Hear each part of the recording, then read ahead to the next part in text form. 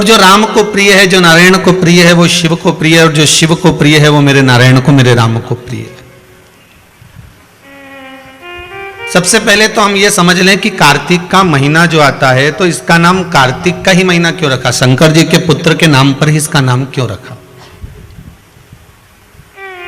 भाई पुरुषोत्तम मास आता है, अधिक मास आता है, तो हम कह देते हैं कि भगवान नारायण ने अपना नाम, भगवान कृष्ण ने अपना पुरुषोत्तम नाम उस मल मास को दिया था, इसलिए उसका नाम पुरुषोत्तम मास है, अधिक मास है। पर कोई आपसे पूछ ले कि ये जो कार्तिक का महीना आता है, तो ये शंकर भगवान के पुत्र का नाम है कार्तिक है, फिर ये इस महीने का नाम कार्तिक क्यों रखा गया, उसका कारण क्या था? तो सर्वप्रथम इस महीने को कार्तिक मास इसलिए कहा गया क्योंकि ये वो महीना है जिस महीने में भगवान कार्तिकेय ने तारकासुर का संहार किया था। और तारकासुर संपूर्ण ब्रह्मांड में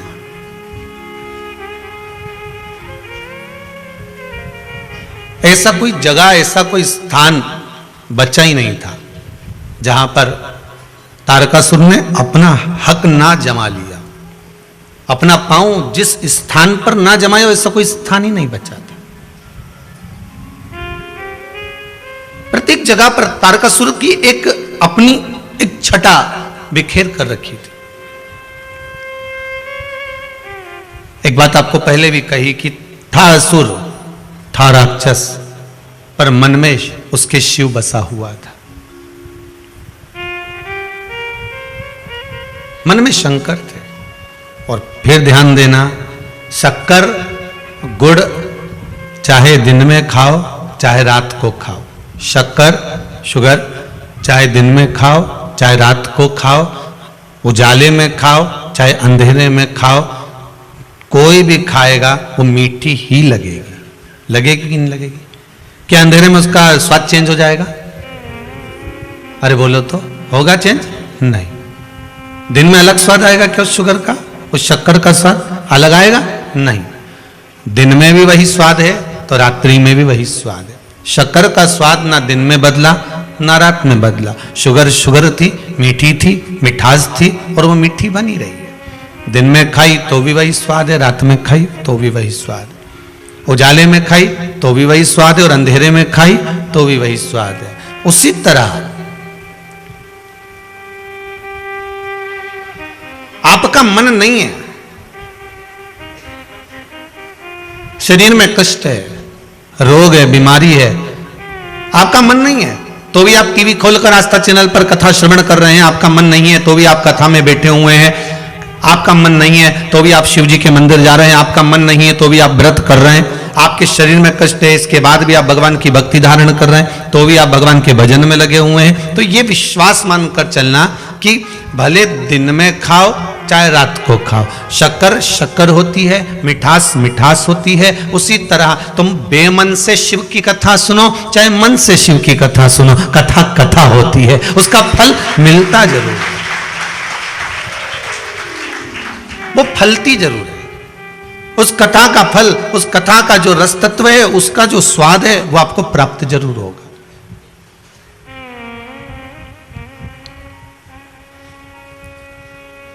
उसका रसास्वादन आपको मिलेगा, आपने जो श्रवण करा है उसका फल आपको मिलना है। बीज बो दिया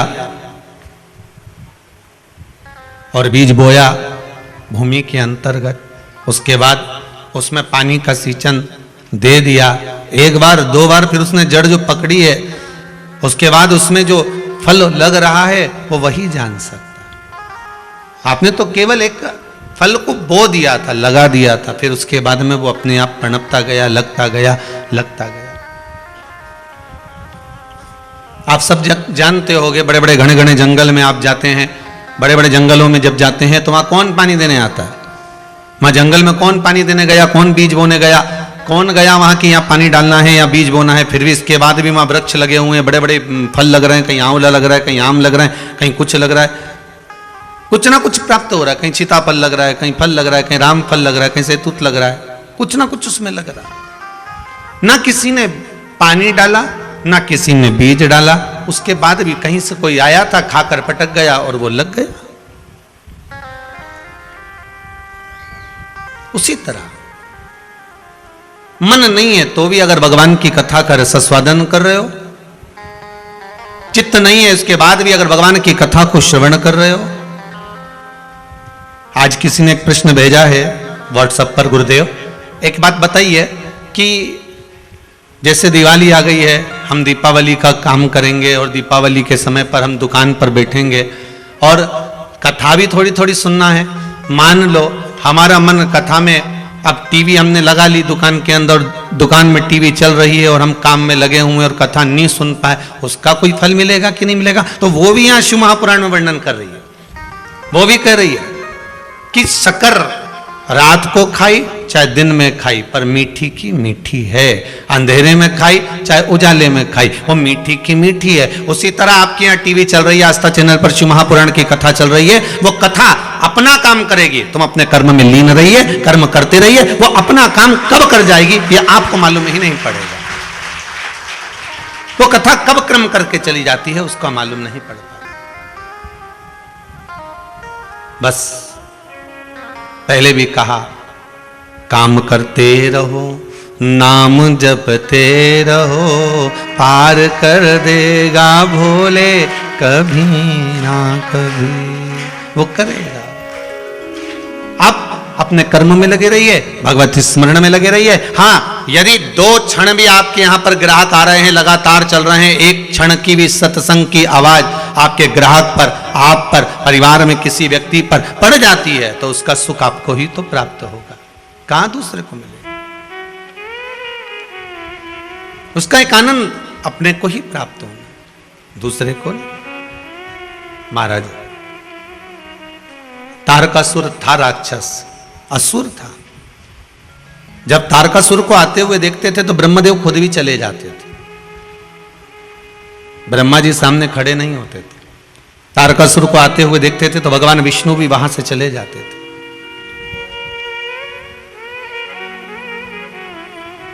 न ब्रह्मा उसके सम्मुख में आ रहे हैं, न भगवान विष्णु उसके सम्मुख में आ रहे हैं। पर आप जरा विचार करिए कि भगवान ब्रह्मदेव और भगवान नारायण को क्या दिक्कत थी? उसको मार सकते थे, उसका संहार कर सकते थे, फिर क्या दिक्कत हो? कहा कि जितना बड़ा वो असुर था, जितना बड़ा वो राक्षस था, उतना बड़ा ही वो शिव का भगत था। जैसे रावण लंकाधिपति लंकेश, रावण लंकेश लंकाधिपति रावण भी ऐसा ही था असुर, राक्षस प्रवृत्ति थी, राक्षस जीव था, पर ब्राह्मण कुल में जन्म लेने के कारणवश वो भगवान शिव का उपासक भी था।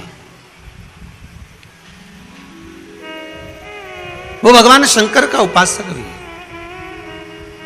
और शिव भक्ति में डूबा हुआ है। शंकर का गुणगान वो कर रहा है दिन रात, प्रतिदिन भगवत शिव की। शंकर है, इसको पहचानोगे कैसे?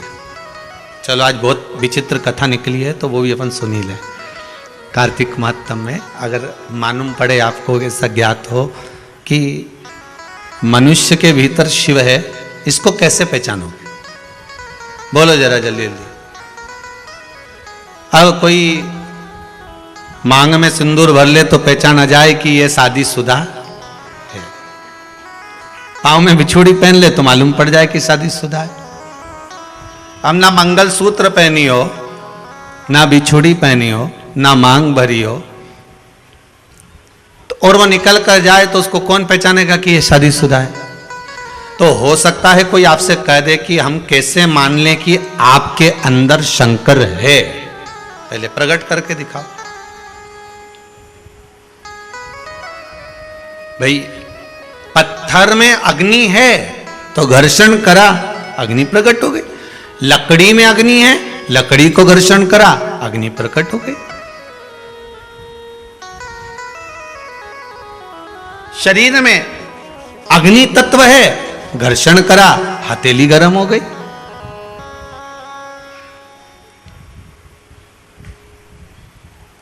प्रस्तुत कैसे करोगे कि आप में, हम में, सब में शिव है? उसको प्रकट कैसे करोगे, उसको सामने प्रस्तुत कैसा करा जाए। तो स्कंद पुराण में कहा, जहां पर श्री सत्यनारायण भगवान की कथा स्कंद पुराण में लिखी गई, उसके प्रथम में वर्णन किया गया कि 24 घंटे में से आप 1 मिनट भी आपकी वाणी पर अगर सत्य वचन आया है तो समझ लेना कि शिव आपका है और शंकर आपके अंदर समाहित है।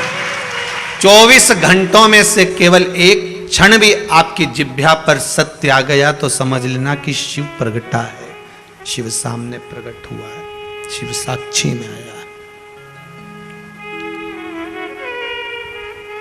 अब एक व्यक्ति ने कहा मैं तो 24 घंटे ही झूठ बोलता हूं। हमने कहा देखो सत्य निकला कि निकला। एक व्यक्ति बोला आप बोल रहे हो कि सत्य निकलेगा तो शिव है, मानो सत्य निकलेगा तो शिव, तो मैं तो 24 घंटे झूठ बोलता हूं। तो हमने कहा ये सत्य बोला कि नहीं बोला?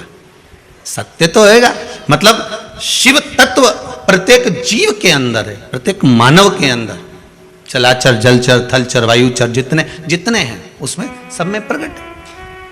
अब उसको आप कैसे भी, जैसे कल करवा चौथ गया, कल था ना, है सब का व्रत था, तो किसी ने प्रश्न किया कि गुरुजी एक बात बताओ, आज आप फ्री हो? हमने कहा एक प्रश्न करना है। हमने पूछा क्या? एक तो आज कथा नहीं आ रही, हमने कहा 1 दिन की छुट्टी रखी थी जिससे करवा चौथ का पूजन कर लो, है? रोज महादेव को मनाते हो, आज देव को मना लो, इसलिए पूजन छुट्टी रखी। तो उन्होंने कहा गुरुदेव ये बताओ, जब भी माताएं जब मेहंदी मंडवाती है तो मेहंदी मंडवाते समय हथेली में बीच में अपने पति का नाम क्यों लिखाती है?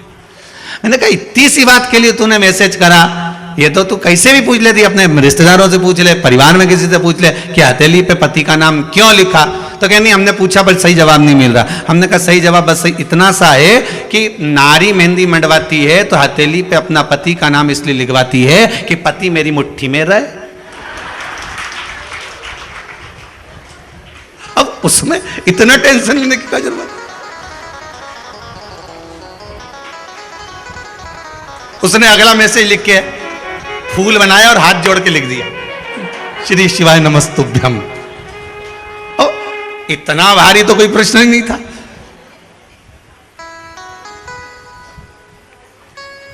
अब समझो तो वो बात क्या होए यशोदा मारे से, तूने लालो बिगाड़ दो वारे से। अब कहे नाम लिखने से होगा कि हम तो यही लिखेंगे कि भाई लिखा होगा तो मुट्ठी में पति रहना चाहिए, इसलिए हाथ पे नाम लिखा।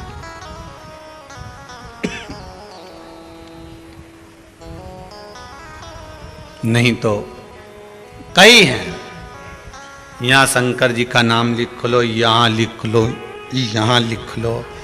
और बचा कुचा था तो शिव जी का नाम ना जाने कहां कहां, महाकाल। तुम देखना कहीं मिलेंगे आपको बहुत सारे, कोई यहाँ नाम लिख रहा है, कोई यहाँ नाम लिख रहा है, कोई यहाँ नाम लिख रहा है, कोई यहाँ नाम लिखे। पर निवेदन है शब्द लिखने से अच्छा है दिल पर नाम उस महादेव का लिख दीजिए, लिखने की जरूरत ही नहीं, कहीं लिखने की जरूरत ही नहीं है। एक बार हृदय पर तो लिख कर देखो।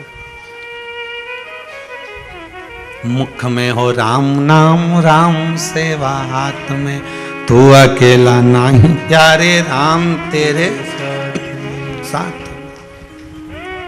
हृदय पर भगवान शिव का नाम, तन पर नाम लिख लोगे, उसका कोई मूल तत्व नहीं है, पर मन पर एक बार लिखा गया तो उसकी मूलता। ताड़कासुर और रावण, कंस, ये जितने भी हुए, इन सब को देख लीजिए, किसी के शरीर पर भले राम नहीं लिखा था, रावण के शरीर पर कहीं विष्णु भगवान का नाम नहीं था, देवाधिदेव महादेव का नाम नहीं था, तारकासुर के शरीर पर कहीं भगवान शिव का नाम नहीं था। पर भले ये ऊपर से राक्षस थे, नाम भले ना लिखा था, पर भीतर आत्मा में तो शिव था, भीतर तो शंकर था।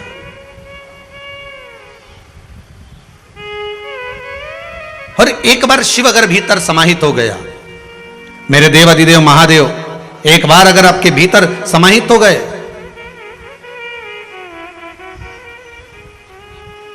एक बार आपके हृदय में अगर आकर बैठ गए, तो फिर वो चित्तवृत्ति कहीं जा ही नहीं सकती कि खानो नहीं भावे मन, पीनो नहीं भावे रे, दौड़ दौड़ मन सत्संग जावे रे, कि मैं तो हरि की दीवानी ऐसी हो गई रे, सपनों में आवे मारा सांवरिया। जब चित्त वृत्ति में परमात्मा समाहित हो जाता है, भगवान इस हृदय बिंदु में जाकर बैठ जाता है, फिर कुछ सुहाता ही नहीं है। हमने एक बात पहले भी कही, आज फिर कहते हैं। कई लोग कहते हैं अगरबत्ती लगाकर जाने से क्या होता है, घर में दिया लगाकर जाने से क्या होता है, भगवान के सामने धूप लगाकर जाने में क्या होता है, भगवान के सामने प्रणाम करके जाने से क्या होता है, भगवान को नमन करके जाने में क्या होता है, भगवान को स्नान कराकर पूजन कराकर अर्चना कर जाने में, घर पर से जब निकलें तो हम बार बार कहते हैं कि भगवान को 2 अगरबत्ती लगाकर जाओ, धूप बत्ती लगाकर जाओ, चाहे दिया लगाकर जाओ, नहीं लगा के जाओ तो सिर तो झुकाकर जाओ। भगवान के सामने एक बार उसके सम्मुख में पहुंचकर, तुम्हारे घर में जो छोटा सा मंदिर हो, तुम्हारे घर में जो छोटा सा शिवलिंग हो, तुम्हारे घर में जो ठाकुर जी हो, लड्डू गोपाल हो, कृष्ण हो, राधा हो, जो भी तुम्हारे घर में विराजमान है, कम से कम उसके सामने एक बार पहुंचकर इसके बाद जाओ।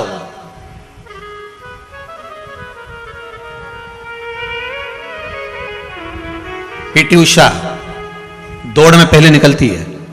एक बार इंटरव्यू में आया था, उससे पूछा गया कि तुम दौड़ती हो तो इतनी आगे कैसे निकल जाती हो। पीटी उषा ने कहा, मेरी मां ने कहा था जब तू कहीं कंपटीशन में जाएगी तो ठाकुर जी का दर्शन कर कर जाना, और जब पहला घुटना तू जमीन पर टेके और दौड़ने की तैयारी करे, उस समय तेरे मन में यह भाव आना चाहिए कि भगवान कृष्ण तेरी माखन की मटकी लेकर भागा है और तू उसको पकड़ने के लिए जा रही है।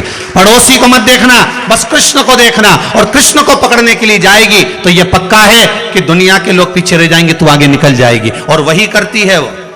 सामने उसको लगता है कि मेरा कृष्ण दौड़ कर जा रहा है, उसको पकड़ने का प्रयास करती है, काना काना रुक, और दौड़ती है और कृष्ण को पकड़ने के लिए दौड़ती है।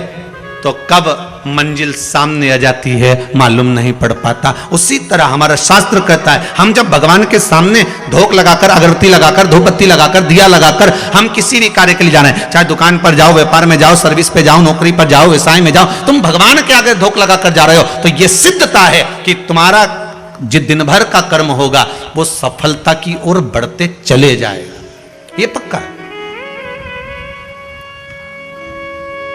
दिन भर का जो कर्म होगा उसमें सफलता। ये एक बात आई है किसी की, बड़ी सुंदर है महाराज।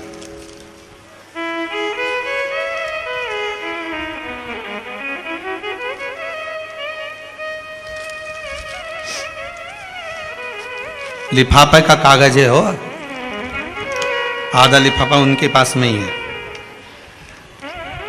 नमः शिवाय। गुरुजी चित्तौड़गढ़ से आई हूं मैं। कहां बैठी हैं? हाथ उठाओ जरा। हाँ जरा माइक दे ना।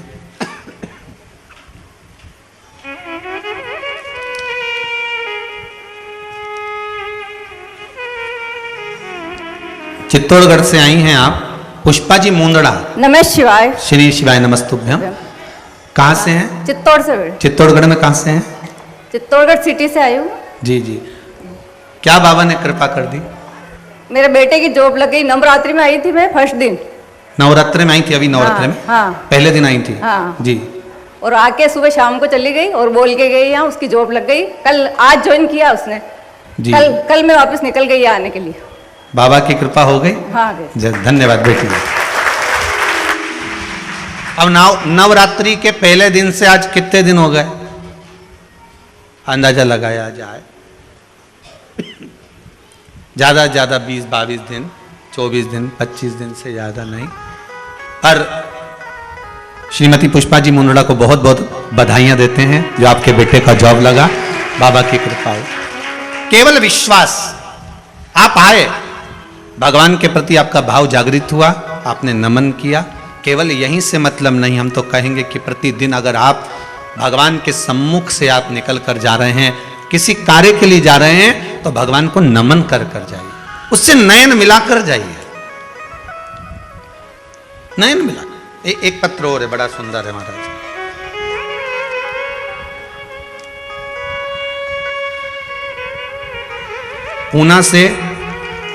पूना से आरती जी ओझा, कहाँ है? खड़े हुए, माइक दीजिए जरा इनको।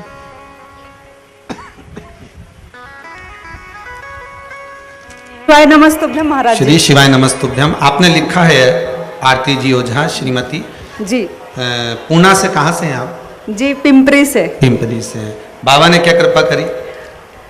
अभी मेरी भतीजी की जॉब लगी है इलाहाबाद यूनिवर्सिटी में, प्रोफेसर जी। और मेरी भाभी का चचेरा छोटा बच्चा पैदा हुआ था, उसको बाबा ने बहुत कृपा करी, वो मर के बचा है। उसमें आपने लिखा है कुंदकेश्वर महादेव का उपाय करा था। उपाय किया था और उन्होंने पशुपति व्रत किया था और मेरी भाभी आई थी। भतीजी के लिए पशुपति व्रत का प्रयोग करा गया था, जिसके अंतर्गत जी उसने टॉप किया महाराज, टॉप किया है। अच्छा, पीएचडी में। वाह वाह, बहुत बढ़िया, बहुत बहुत साधुवाद, बहुत बहुत विराजी। हर हर महादेव। बाबा शिव की कृपा है, शंभु दयालु। ऐसे आप लोगों की जॉब, सर्विस, नौकरी बाबा लगा कर रखे। हमारी भी नौकरी बहुत अच्छी है।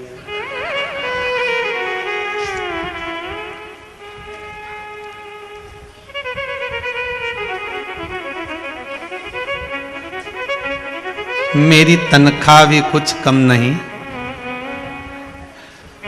है। बड़ी कृपा है। मेरी किस्मत का जब गुल खिला, तब जा कर के ये दर मिल गई मुझको चौखट तेरी, सबसे बढ़िया सबसे भोले बाबा तेरी नौकरी, सबसे बढ़िया सबसे बड़ी तेरे दरवाजे की चाकरी, सबसे बढ़िया है सबसे बड़ी। बाबा की कृपा सब जीवों पर बनी रहे। मेरा विश्वनाथ शंभो सबकी मनोकामना। बहुत सारे पत्र हैं, जैसा जैसा समय मिलेगा वैसा वैसा स्मरण करेंगे। करुणा शिव की।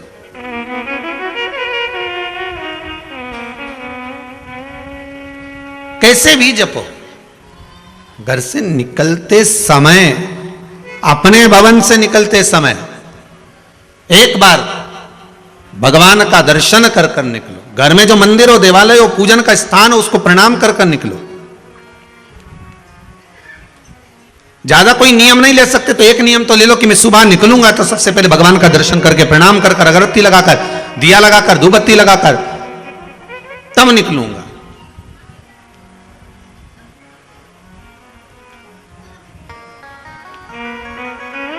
अब आज के जमाने में बड़ा भ्रम पैदा कर दिया लोगों ने, बड़ा भ्रम। अब एक भ्रम ये भी पैदा कर दिया कि महाराज अगरबत्ती नहीं लगाना चाहिए, तो उसमें कई बांस होता है, तो कई लोगों ने व्हाट्सएप पे डाल दिया। तो सब देखिए, अगरबत्ती लगाओगे, ये कई दुनिया के जितने विरोधी लोग हैं ना, ढेर सारे, वो तो ये भी चाहते हैं कि तुम अगरबत्ती क्या, तुम तो सिर भी मत झुका भगवान के आगे। ये दुनिया के जितने अधर्मी लोग हैं ना, विरोधी लोग, ये तो इस पक्ष में बैठे हैं कि कैसे भी व्हाट्सएप पर ऐसी चीज डाल दी जाए कि ये भगवान के सामने भी सिर ना झुकाए। ये जितने विरोधी हैं, ये सब कभी लिख देते हैं कि अगरबत्ती मत लगाओ, उसमें बांस फंसा हुआ है, ये मत लगाओ, धूपबत्ती मत लगाओ तो भगवान को खांसी हो जाएगी, तो दिया मत लगाओ तो घर की छत काली पड़ जाएगी। तो ये जितने विरोधी हैं ना, ये सब इस तुक में बैठे हैं कि हिंदू धर्म को कैसे भी तोड़ दिया जाए। पर मेरा निवेदन हाथ जोड़कर है, दो अगरबत्ती, धूप बत्ती, ये हमारे पुराने समय से चलकर आ रही है। पहले तो कंडा जलाकर धूप भी छोड़ते थे, वो नहीं छोड़ रहे तो कम से कम धूप बत्ती अगरबत्ती भगवान को कम से कम भाव से केवल उसको रिझाने के लिए तो लगा, दिया लगा दो, ज्यादा नहीं हो तो। पर कई अधर्मी लगे हैं, कई अधर्मी। ये तो चाहते हैं कि आप कैसे भी बस घर में प्रणाम भी ना करें, ये तो चाहते हैं कि कैसे भी भगवान को नमन तक ना करें। पर हमें हमारे धर्म को आगे बढ़ाते हुए, हमें प्रणाम करते हुए, नमनता करते हुए, हमें भगवान का भजन करते हुए अग्रण्य होना। ये चाहेंगे कि ना करें, परंतु हमें करें, उसका स्मरण करते हुए चलो। आप 2 मिनट भगवान के सम्मुख में पहुंचो, प्रणाम करो, नमन करो, अगरबत्ती लगाओ, धूपबत्ती लगाओ, दिया लगाओ, ये आपकी मर्जी है। और कुछ नहीं कर सकते तो कम से कम उससे नयन मिलाकर तो जा सकते हो।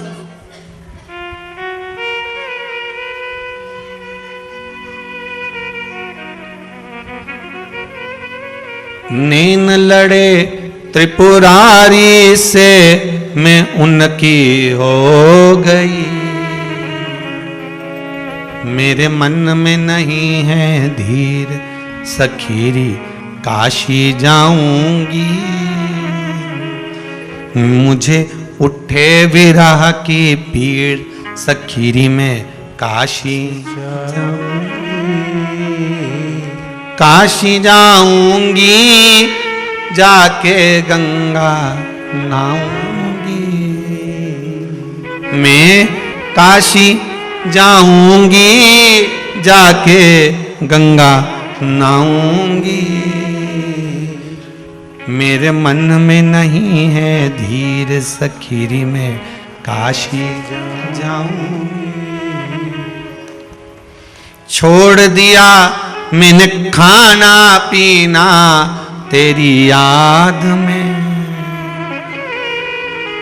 कई ऐसी हैं, कई भाई बहन ऐसे हैं कि कुबेरेश्वर धाम आने से पहले खाना पीना छोड़ दे। अभी एक आपको बताएं, महाराज बिसावणिया जी, सारस्वत जी और सारे सबको बता दें, उज्जैन के एक शर्मा परिवार जिनकी कथा शायद जनवरी में है, इनकी कथा पहले थी जून में, पहले भी सूचना दी थी। उनकी धर्म पत्नी ने 1 साल से भोजन छोड़ के रखा है केवल शिव महापुराण की कथा करवाने के।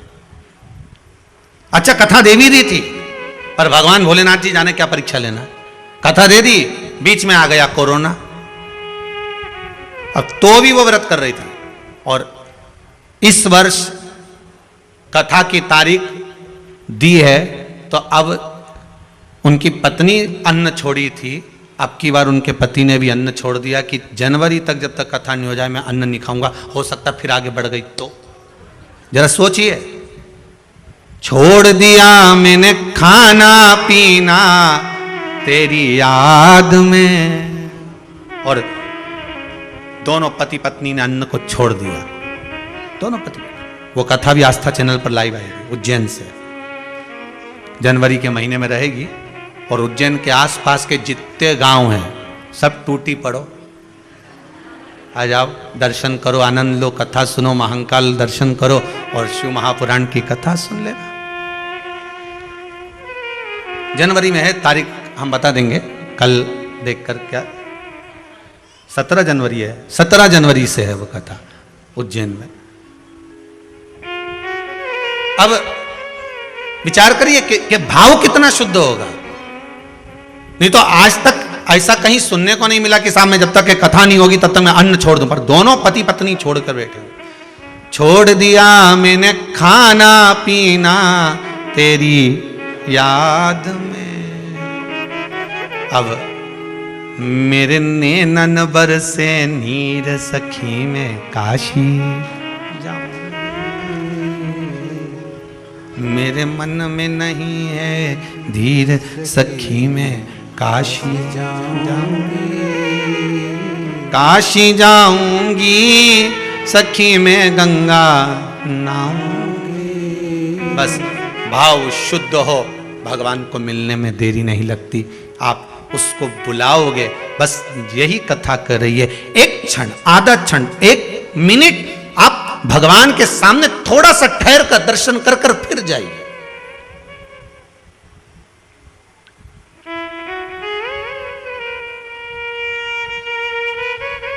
क्षण ठहर कर फिर जाइए।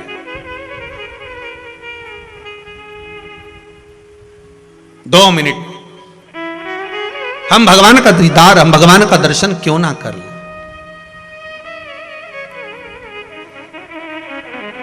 महाराज षडानंद कार्तिकेय जी की धर्म पत्नी देवसेना, देखिए शिव महापुराण में कार्तिकेय जी के विवाह का कोई प्रसंग नहीं है। इसमें तो लिखा है कि कार्तिकेय बाबा ब्रह्मचार्य व्रत का पारण करें, पर ब्रह्मवेत्ता पुराण के अंतर्गत लिखा है कि कार्तिकेय महाराज की दो धर्म पत्नियां थी, देवसेना और वल्ली देवी। ब्रह्मवेत्ता पुराण में लिखा है कि कार्तिकेय बाबा की दो धर्म पत्नियां थी, एक था देवसेना, दूसरी वल्ली देवी। पर शिव महापुराण में नहीं लिखा। तो कोई कहे कि गुरुदेव आप बोल रहे हैं कि कार्तिकेय जी की धर्म पत्नी थी, तो शिव महापुराण में नहीं लिखा, फिर कहेंगे ब्रह्मवेत्ता पुराण में लिखा। तो कार्तिकेय जी की जो धर्म पत्नी थी देवसेना, एक बार उसने भी कार्तिकेय बाबा से षडानंद जी से प्रश्न कर लिया था।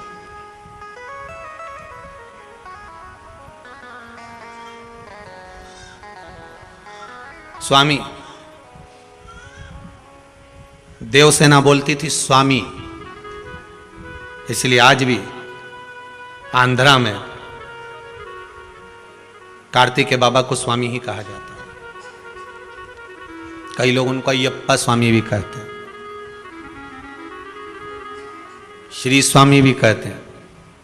देवसेना ने कहा स्वामी मेरे मन का एक प्रश्न है, आप उसका उत्तर देंगे? जी बोलिए,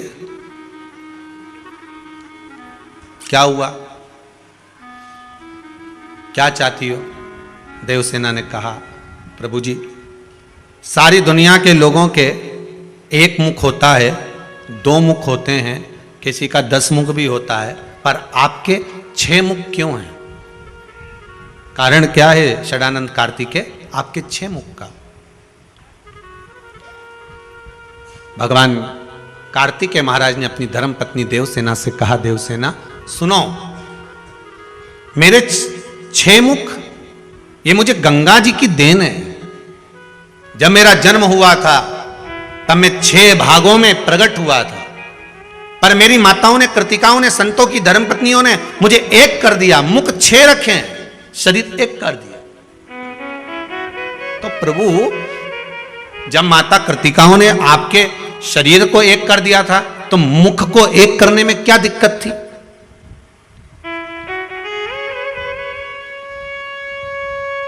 जब शरीर एक कर दिया है तो मुख को एक करने में क्या दिक्कत है? क्या कारण है? भगवान शंकर ने, भगवान कार्तिकेय जी कहते हैं, षडानंद कार्तिकेय कह रहे हैं देवसेना को, देवसेना बस बात इतनी सी है कि माता ने 6 मुख मेरे इसलिए रखे कि 5 मुख से मैं इन पंचम जो इंद्रियां हैं, इसको, जो इंद्रियां वशीभूत हो जाती हैं, काम, लोभ, आसक्ति, वासनाओं में जो डूब जाती हैं, इन पंचम इंद्रियों को साध कर शिव की उपासना में एक मुख से गुणगान करता। 5 कर्मेंद्री, 5 ज्ञानेंद्री और 1 मन। बस ये मन जो छठा है, इसको साधना है। 11 इंद्री में 5-5 को अगर एक साधने के लिए रखा है मैंने। सुई का धागा और जीवान जितनी लंबी होती है ना, उतनी उलझ जाती है। क्या क्या जम के बोलो जरा, माताओं को तो ज्यादा मालूम होगा। सुई का धागा जितना लंबा लिया और 2-3 बार इन्हें तकिया की खोल में या गादी की खोल में निकाला, और निकालते से फिर वो धागा आगे जाके, अरे बोलो तो जम के उलझ गए। सुई का धागा और जीवान जितनी लंबी होती है ना, ये उलझती जरूर है। तुम जितना ज्यादा बोलने की तुम्हारी आदत होगी, जरा जरा सी बात में बोलने की आदत होगी, 2 लोग बात कर रहे हैं, तीसरी तुम घुस गए, बोलना चालू कर दिया। 2 ट्रेन में बैठ के जा रहे और उसमें तुम बैठकर बात करने लगे। तो ये जो तुम्हारी आदत है ना, तो समझ लेना कि ये सुई का धागा और जीवान जितनी लंबी होगी ना, उतनी तकलीफ देगी। इसलिए संतों को देखना एकदम मौन रहते, चुप। उनको मालूम है दादा उलझ गए। तो ये आधे से ज्यादा जो नेताओं ने ना, ये तुम टीवी पे रोज देखना, रोज न्यूज़ वाले बताते रहते हैं कि उनने ये बयान दिया तो उनने वो बयान दिया। इनको बस यही कथा सुना दो एक बार कि सुई का धागा और जीवान ये ज़्यादा लंबी नहीं होना चाहिए, ये लंबी हुई कि उलझी। तुम जितना ज़्यादा